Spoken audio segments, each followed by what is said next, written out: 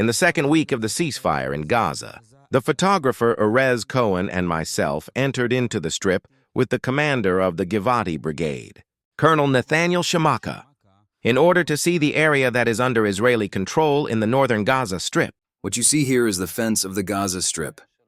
In the past, we set up our defenses from here. Nowadays, all of our forces are inside of the Strip. There are 2 lines of army bases.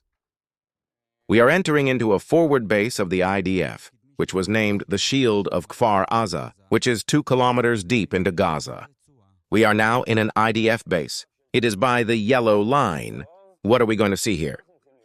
We are going to see how the IDF acts freely. Whether it's with Gaza, Hamas, or the border communities, we will see our control over the area. Along the entire yellow line, I said that the IDF controls more than 50% of Gaza. You see that tall hill? Yes. That's Ridge 70. That's Tel Azatar. Refugee Camp Jabalia, as you can see. Everything is destroyed besides for Camel Edwin Hospital, that for humanitarian reasons was not destroyed. You see these buildings? There are only 2 standing. All of Hamas infrastructure in Jabalia was destroyed. And you see that tall ridge? It's called Ridge 70. We control the entire ridge.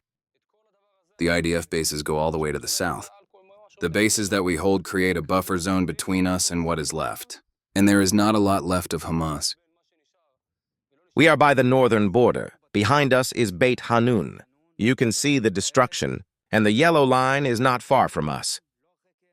From the north of the Strip to the southern part, it's the length of the entire Strip. And according to what we are hearing from the IDF, anyone who crosses the yellow line, it's his fault if he is killed. Any place that a terrorist crosses, or gets within distance which threatens our force, he will be eliminated. The IDF is fully enforcing the yellow line. The line is about topography, about having the high ground.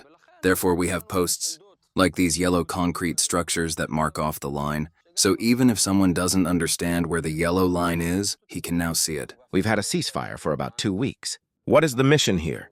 From one aspect, the IDF is holding ground. What is permitted and prohibited for you to do? I don't like the term ceasefire regarding the army. We have a defensive mission. Even during defense, you do attack missions. You do raids, you clear out areas. You neutralize and destroy targets. The term ceasefire is good for politics. During defense, that doesn't mean I sit on my butt and don't do anything. Anything that endangers or is attempting to endanger us, we deal with it accordingly.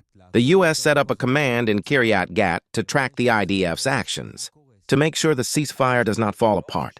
Are there any limitations connected to the U.S. plan? I have a commander. He is called the division commander. He has a commander. He is called the commander-in-chief. We work according to sector boundaries, just like it was during the maneuver. I don't update some U.S. officer or something. I have very clear sector boundaries. Do you see a situation that we return to maneuver? I think that the IDF is focused on 2 things. 1 is the destruction of Hamas, and 2 is returning the hostages. If we do not succeed in one of those missions, then we will return to maneuver.